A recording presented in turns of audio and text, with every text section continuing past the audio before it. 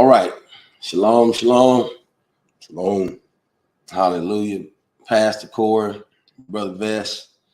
And we're coming and we're talking to loved ones, families, those who are kin, blood, relatives. And the title of our series of messages that we're going to be bringing to you all is Truth About Death in a Family. And it definitely has done what we know what death normally does in a family. It brings people together, but only temporarily. And so therefore it continues to show me how much that family and the institution of family as we know it and how we have experienced it is going to continue in the same manner unless there's truly something that can bring family together. Now, I want y'all to listen to me because I'm going to make this really plain. All right. I love my family, you know, just like anybody else. I love being with my family. But the issue is not that we don't love family, but we have found the truth. And in fact, you know, the truth is something that a lot of people don't really understand what it is. You know, you know, family look and they recognize that it's something different about you, but they don't really understand that they're looking at the new creation, the new creature. And it's so much that I can go in on, but we're going to take our time and present this because, you know, the first of the matter is this is my older brother Vess Phillips, and we had to go down and go to the funeral of his second oldest boy, third oldest child. And in that, there's a lot of sentiment. I'm gonna let Brother Vess share because he has really shown something to the family here, the family of Yah. You know how he handled and maintained himself, but you know that didn't stop us from feeling the pain and him being a father. I can imagine it being, you know, 10 times greater than it was for myself. But here's the thing at hand. He didn't even go to his own son's funeral. I want you to let that soak in. He did not go to his own son's funeral. Was it because you didn't love him? Nope. It wasn't because he didn't love him. Did you not want to be there? Yes, I did. Yeah, he wanted to be there. But then you got to ask yourself, what in the world can compel a father to not his own son's funeral? What on Yah's green earth to you, God? But what on Yah's green earth can compel a father not to attend his own son's funeral? Well, the excerpt today is going to be about a father and the loss of a son. Let's get that out.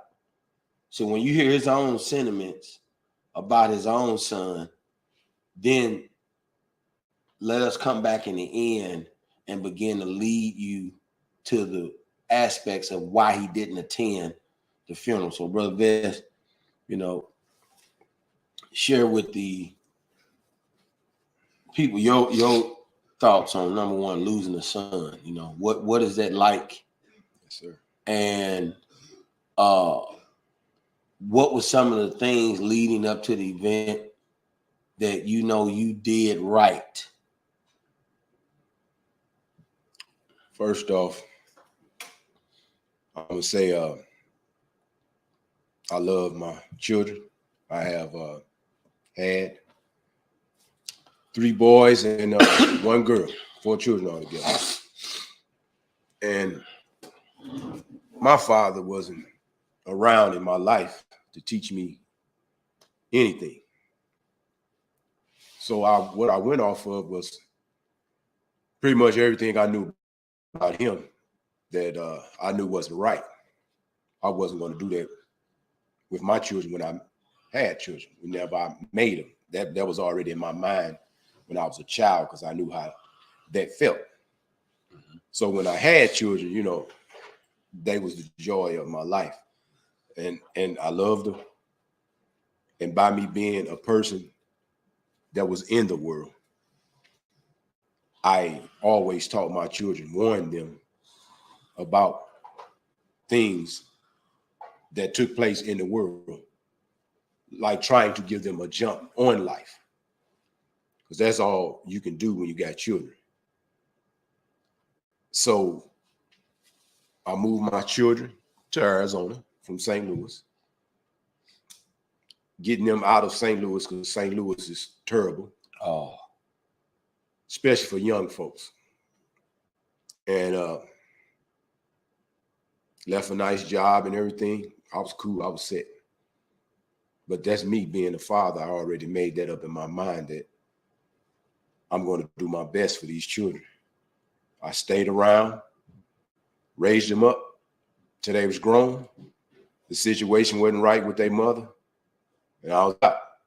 Especially when I started listening to Straightway, you know, found out what the truth was.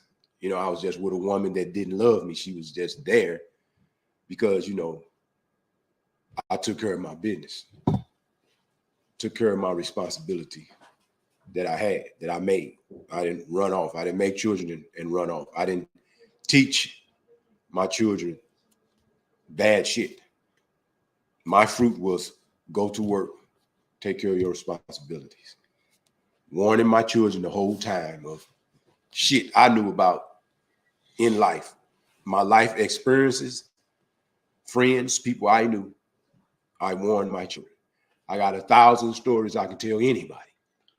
But what I did was, my son kept wanting to go back to St. Louis, kept telling me, Dad, I'm going to go back to St. Louis. I'm like, man, F St. Louis. And that ain't what I said. You know what I mean. Mm-hmm. And, you know, he went back twice, I believe. Went back to Arizona. His 3rd time, I kept telling my son, you better listen to your father. It's not good. If I was you, I wouldn't do that.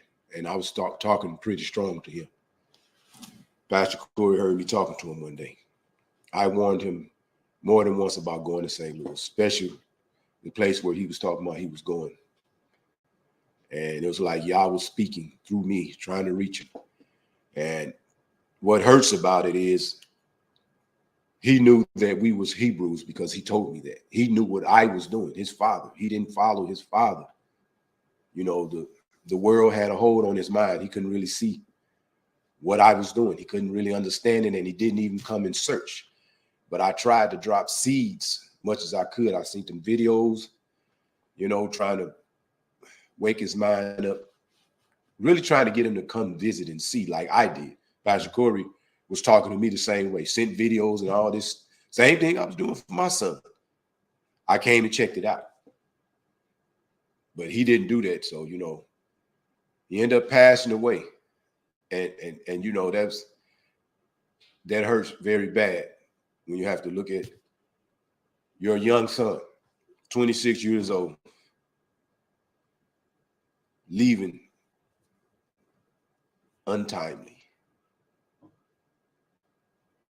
You know, that's a part of you, what you looking down at in the casket. This is a part of you, what you created.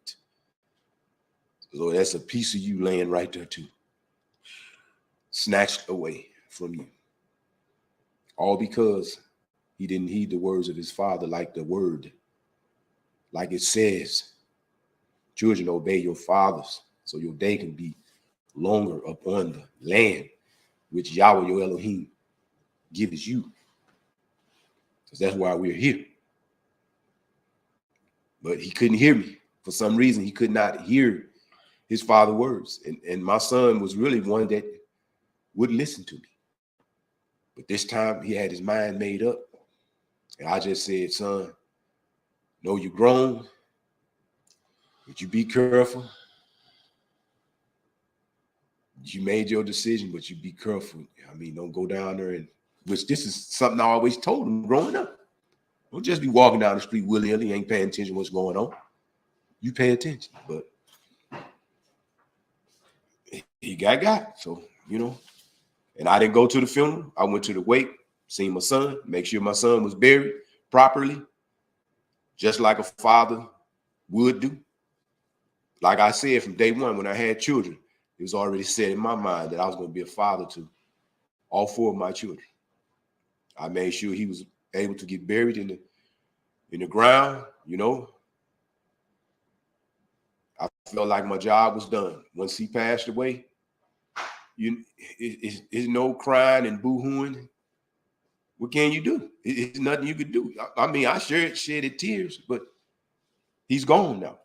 I can't warn my son anymore. I can't tell my son. I can't give him any direction anymore. The word says, let the dead bury the dead. So the dead bury the dead. Hallelujah. Hallelujah. You know, and you know, Vess, you said something very sound, and then actually we are going to, you know, talk in the next video, you know, on that matter, when, you know, the depth of not attending, you know, your own son's funeral. We're gonna talk on that. So I thank everybody for watching and listening to this first video, and we definitely will see you all soon, you know. And I hope you all listening and paying attention, because it's gonna get pretty deep, and it's a grim reality. I will make a melody in my heart to the Most High. Yeah. I will make a melody in my heart to the Most High. Yeah. I will make a melody in my heart to the Most High. Yeah. Be holy, for he is holy. Dying daily, I'm killing the old me. In his hands, let him mold me.